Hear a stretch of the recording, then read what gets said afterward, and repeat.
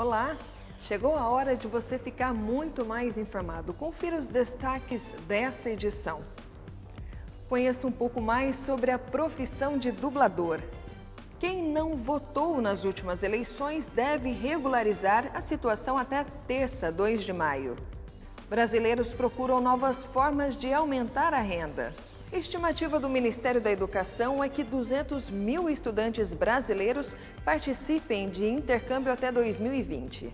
E veja também. É claro que o feriado vem aí inspirando, a que se comemore, reflita a respeito do Dia do Trabalho, do Dia do Trabalhador. Mas será que é do trabalho do trabalhador ou é do patrão, Nós estamos fazendo essa pergunta e estamos pedindo a reflexão do professor Rafael Takei. Ele é professor universitário, consultor empresarial, atua na Faculdade de Pindamonhangaba, da FUNVIC, e vai nos ajudar a refletir sobre esse tema já aqui. Você confere essas e outras informações no Repórter Setorial que começa agora.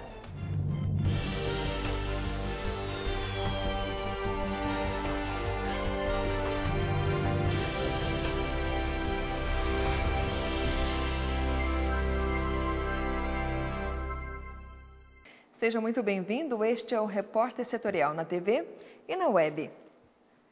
Você já parou para pensar que por trás de um personagem de desenho ou filme existe uma voz brasileira? Esses profissionais fazem parte do dia a dia e estão no imaginário de muita gente. Os dubladores conseguem transmitir todo o encanto utilizando apenas a voz. São trabalhadores que dedicam horas para colocar a fala sincronizada com o ator. E aí, tudo bem? Sabe de quem é essa voz? Calma, o seu áudio não está com problema. A minha voz está diferente porque hoje o Repórter Setorial vai falar sobre dublagem. E ao meu lado está aqui um dos maiores nomes da dublagem brasileira, Márcio Seixas. Talvez você olhando assim não reconheça o semblante, não lembra muito bem, mas eu tenho certeza que quando ele falar, você vai lembrar rapidinho, porque a voz dele faz parte da nossa vida há muitos anos. Não é mesmo, Márcio? Numa distribuição Warner Brothers Televisão, Havaí 5.0, versão brasileira, Herbert Richards. Não disse? Quem é você? Meu nome é Bond. James Bond. Márcio, fala pra gente, você tá há mais de 45 anos? 47. 47 anos nesse ramo de dublagem. Sim. Como que é feito? O que a pessoa tem que fazer para se tornar um dublador? O primeiro requisito é a leitura fluente em voz alta. A ferramenta do dublador é leitura fluente em voz alta. O candidato tem que saber ler o texto e entender o que está lendo. Esta é a principal exigência. Se ele souber ou ela souber inglês, já é meio caminho andado. E se canta, é um candidato em potencial a se tornar um dublador. Porque pode dublar, pode cantar e pode cantar dublando e vice-versa. Então, nesse ponto, tem que ter conhecimento de artes cênicas. Tem que ser ator? Tem que ser ator. O candidato tem que fazer um curso de teatro para obter o registro na carteira de trabalho. É uma regra? É lei. É lei? É lei. Olha só. E ao longo desses anos, qual que é a sua preferência? Você já fez dublagem de desenhos animados e filmes. Qual que é a sua preferência? Tem alguma? Tem um personagem predileto? Isso. Tem o Batman. O Batman. O Batman é uma paixão. Eu fiz Disney, não sei por quantos anos, talvez até mais de 20 anos. Mas o Batman, eu fiz isso há 20 anos atrás e eu continuo colhendo carinho, manifestações, pessoas me procurando por causa do Batman. Isso não aconteceu com Disney. Verdade. Eu fiz tantos personagens, fiz o Balu, fiz o Senhor Incrível, o Bambi do Bambi 2, eu fiz o pai do Bambi. Tantas histórias eu contei nas tardes de sábado em Disneylândia, um mundo maravilhoso de cores.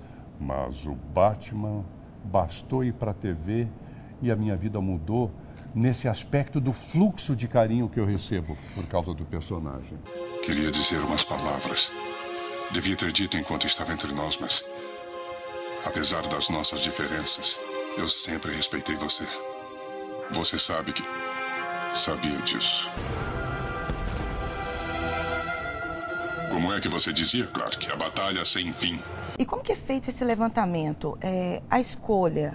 Porque o dublador, ele dubla não só o personagem, ele dubla o ator. Porque às vezes tem algumas ocasiões que eu percebo, por exemplo, no caso de algumas atrizes que eu me lembro, Sandra Bullock, é sempre a mesma voz em todos os filmes que ela faz. Como que é feito esse levantamento? Tem que ser parecida com a voz original? A voz do dublador tem que ser parecida com a voz original? Ou a seleção é feita de acordo com aquela voz que casa com o personagem? É exatamente isso. Cada ator tem um dublador. Tem sempre o regra 2, o regra 3, em caso do impedimento do principal. Chama fulana para fazer a Sandra Bullock. Não está viajando. Chama fulana. Já está em outro filme fazendo esse papel, fazendo um papel em outro estúdio. Então chama a terceira opção. Mas de um modo geral, as empresas de dublagem obedecem àquela voz que consagrou aquele artista ou seriado. Que casa com o personagem, né? É verdade. Olha, tem muita gente que está nos assistindo e tem curiosidade. O que fazer? Tem algum curso específico de dublagem? Como que está o mercado de trabalho para ser um dublador hoje em dia? O Rio de Janeiro tem 26 estúdios. São Paulo tem acho que mais de 30. A atividade está bastante polarizada. Inclusive já está saindo desse eixo Rio-São Paulo, Campinas, parece que em Curitiba, Brasília também parece que começaram a dublar. Minas tentou e deu uma parada, não sei exatamente por quê. Mas é um mercado em expansão. A dublagem é lei, isso aí é um decreto presidencial, não é nem um decreto, é uma lei do presidente Jânio Quadros, porque a dublagem aparecia com letreiro na tela e você não conseguia ler tudo.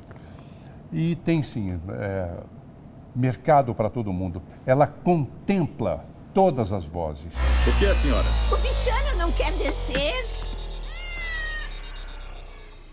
Pois não, senhora, mas acho melhor se afastar. Pode ser perigoso.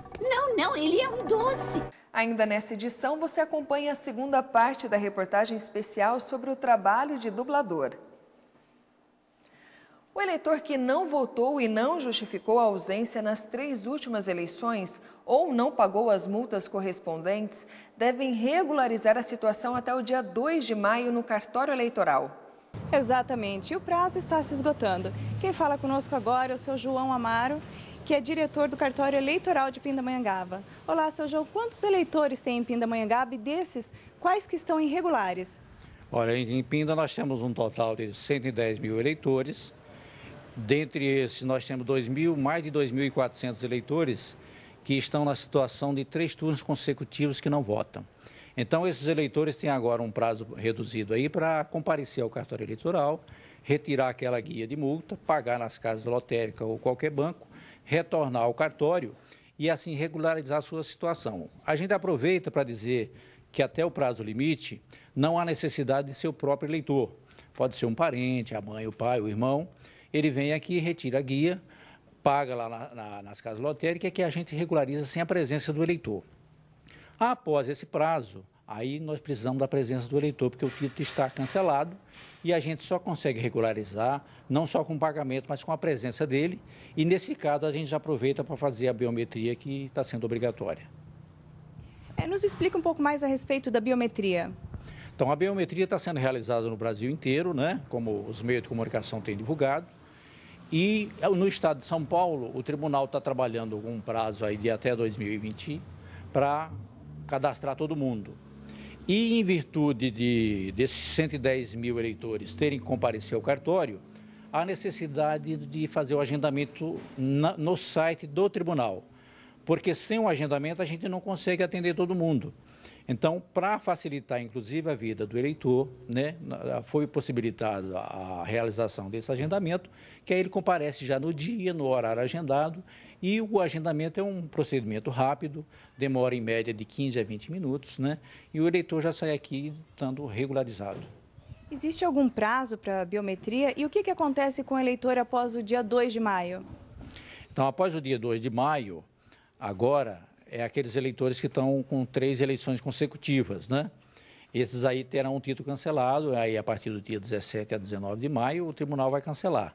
E uma vez cancelado o título de eleitor, aí ele precisa comparecer ao cartório para regularizar a sua situação e aí só pessoalmente. Ok.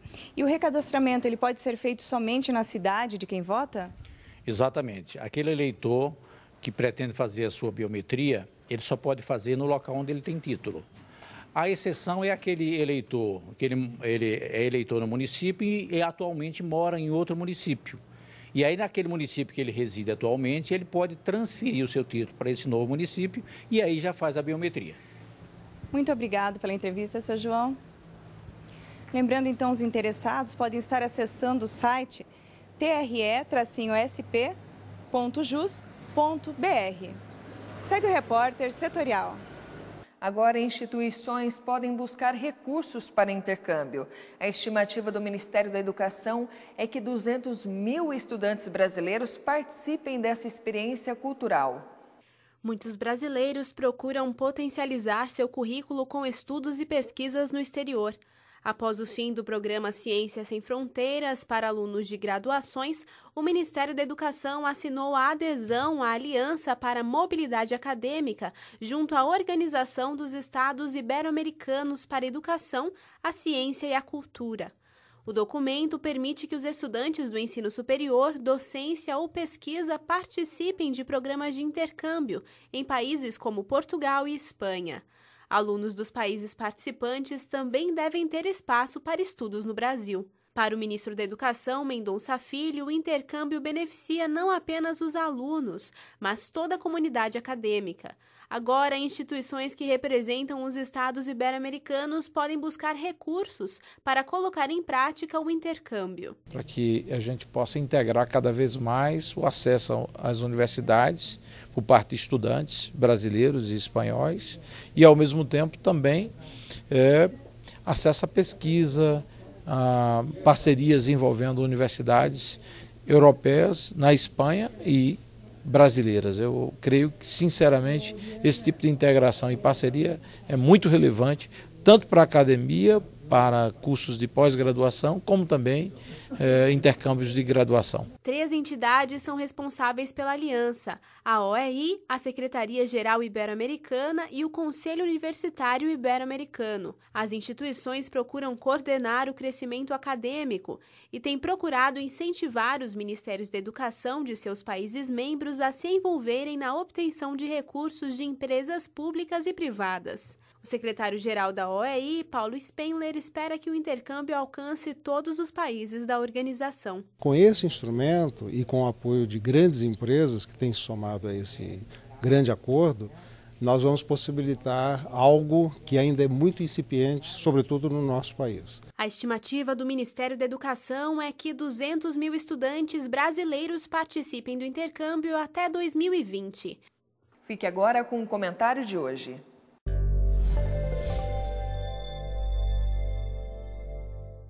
Amigos, vocês veem motivos para comemorar a 1º de maio, o Dia do Trabalho, ou o Dia do Trabalhador, como muitos preferem dizer? Aliás, começando do começo, vocês sabem por que se comemora essa data a 1º de maio?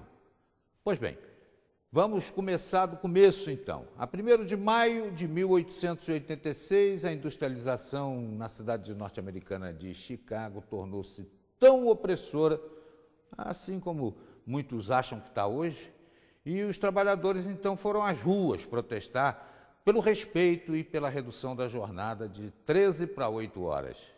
2 dias após, acontecimentos, um conflito envolvendo policiais e trabalhadores provocou a morte de alguns manifestantes, de alguns policiais, e essa revolta foi aumentando nos dias seguintes, Novos enfrentamentos com policiais, pelo menos 7 deles aí morreram, 12 manifestantes também morreram e houve dezenas de pessoas feridas. E 5 sindicalistas foram condenados à morte, outros 3 à prisão perpétua. Esse aí, o motivo, o mote. O 1º de maio virou data internacional. Aqui no Brasil, ficou mais intensa a comemoração entre 1930 e 1940 com Getúlio Vargas, porque o presidente pontuava a data com anúncios de leis, anúncios de benefícios, inclusive o salário mínimo, né? E tudo isso fazendo com que aumentasse essa vinculação do dia com conquistas trabalhistas. E há críticas, né, atualmente, a essa legislação do Getúlio, dizendo que realmente está superada e que é preciso modernizar o Estado para que o capital brasileiro e o capital internacional venham com mais intensidade em seus investimentos. Não são apenas pessoas comuns que estão criticando tudo isso. Juristas, juízes do trabalho, inclusive parlamentares trabalhistas, vêm manifestando contrariedade com as reformas e terceirizações. Tanto que eles alegam que há uma desfiguração, né, nessas relações trabalhistas e, inclusive, uma situação que leva as pessoas a voltarem a uma condição servil a pretexto de tornar o Estado competitivo perante o mundo. Então, daí vem a pergunta que não quer calar. Você vê motivos para comemorar, nesse 1º de maio, o Dia do Trabalhador ou do patrão?